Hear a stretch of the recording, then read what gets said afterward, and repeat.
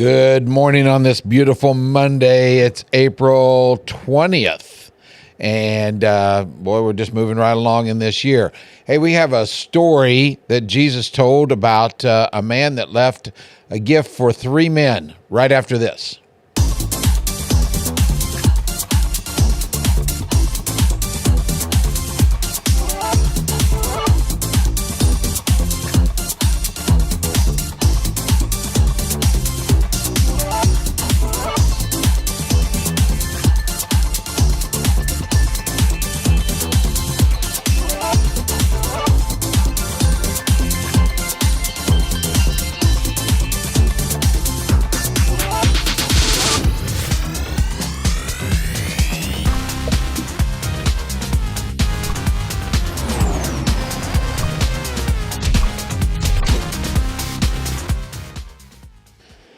And again, a good morning to you. And before I forget it, hit like and share, but a special thank you. Again, I've done that in the past, but sometimes just sort of get busy.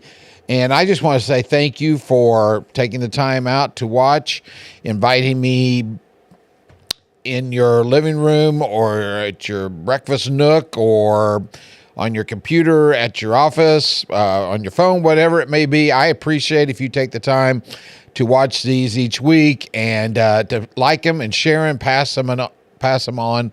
I think it's really beneficial for all of us to just get something at the beginning of each week that can just kind of gives us a food for thought and helps us in our life. And Hebrews chapter 10 tells us, let us consider how we may spur one another on toward love and good deeds. And that's just something I want to try to do. I know it's beneficial in my life, and I hope that it is for you. So thank you. I want to read just part of a parable for you this morning. Parables, Jesus spoke in parables when he was here on earth.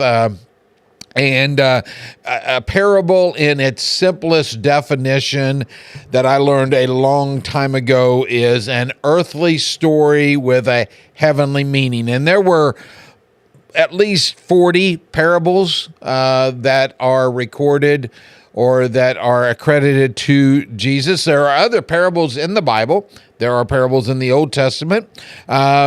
Even the Apostle Paul would have wrote some, but Jesus is known as the one who really took the parables and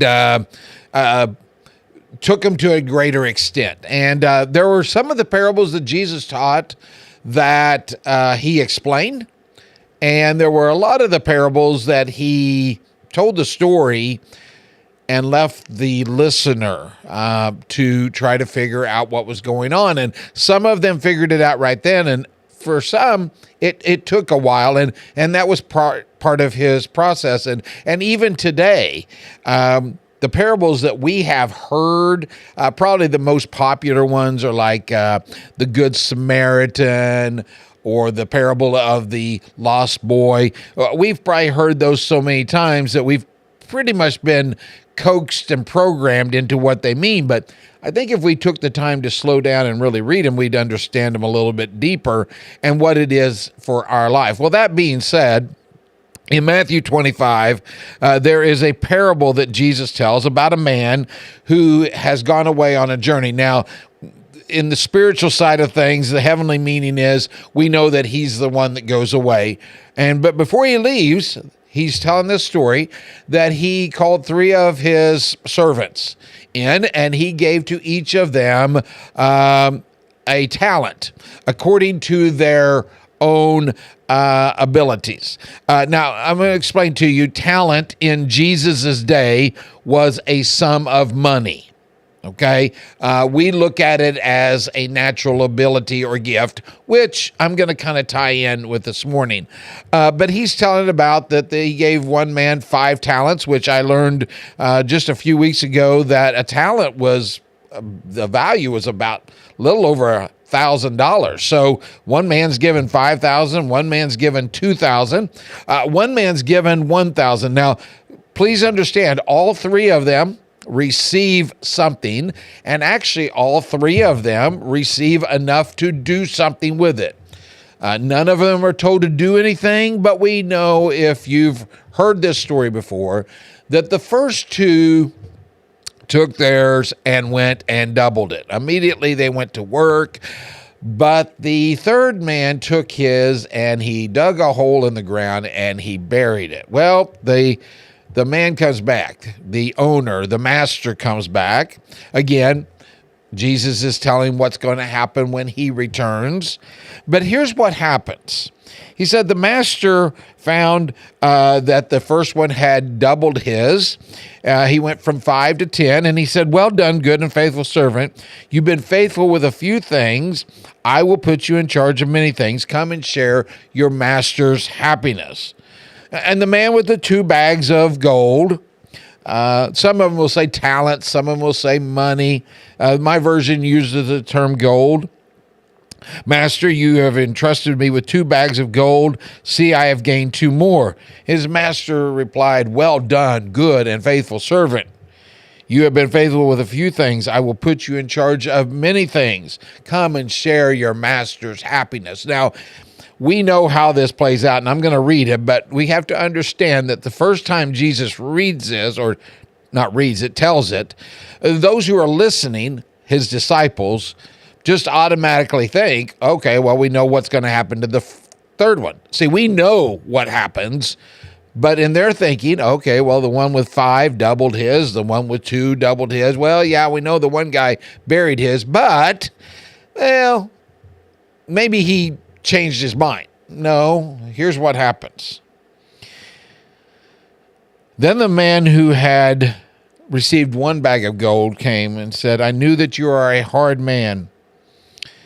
I knew that you harvest where you have not sown and you gather where you have not scattered seed. So I was afraid, and I went out and I hid your gold in the ground. See here, this is what belongs to you." And his master replied, "You wicked, lazy servant." And then what he progresses to do is say, take that man's talents and give it to the one who had much. And then he proceeds to say that we're going to throw that one out that did not use his talent. In fact, he not only calls him wicked and lazy, but in verse 30 of chapter 25, throw that worthless servant outside. Now, I will be honest with you. I've been kind of chewing on this lesson a little bit, and I'm trying to digest. Is Jesus telling us if we don't use our gifts, we're in danger of hell? I mean, that's where he's thrown out to. That's the imagery, the place where there's darkness and weeping and gnashing of teeth. I want to be careful there, because that would make it sound as if we gain our salvation by works. But we do know that when we study this parable, the purpose of it is Jesus is wanting to teach his disciples that while I'm gone, there is work for you to do. Now, I share all of this for this reason. There are a lot of times that we will make excuses, or we will think that we are not gifted enough. And so then what we will do is we will not use what he's given to us, and we'll make some different excuses. A person once said this, what matters most is not the duration of our lives, but the donation of it. Not how long we've lived, but how we've lived.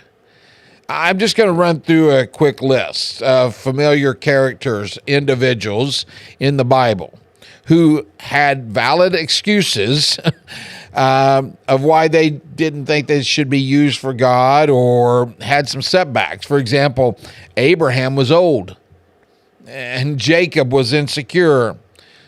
Joseph was abused, and Moses stuttered. Rahab was immoral, and David had an affair. Elijah was suicidal. Jeremiah was depressed. Peter, he was impulsive and hot-tempered. Martha, she worried a lot about things. Zacchaeus, He was a tax collector. He was unpopular. Timothy, he was timid. Wow, there's some of those things in that list that we may use as excuses. Maybe we are a timid individual, or maybe there's something we've done in our life that we feel like, well, since we've messed up, God can't use us anymore. But it's not only a list of excuses, it's a unique list of misfits. You see, in spite of these individuals' shortcomings, their excuses, God was still able to work through them. And he will use each of us too if we will not make excuses, if we will not compare, if we will not hide what he's given to us while he's gone. Just a food for thought for this week. I want to encourage you. Use what gift, what talent, what ability, your resources that God has blessed you with, doing something for the kingdom. We will have to give an account for what we've done. And when he returns, he wants to find us working, not sitting idle. Thank you again for watching this. Hope you have a wonderful day and week, and God bless. We'll see you next Monday on Plugged In.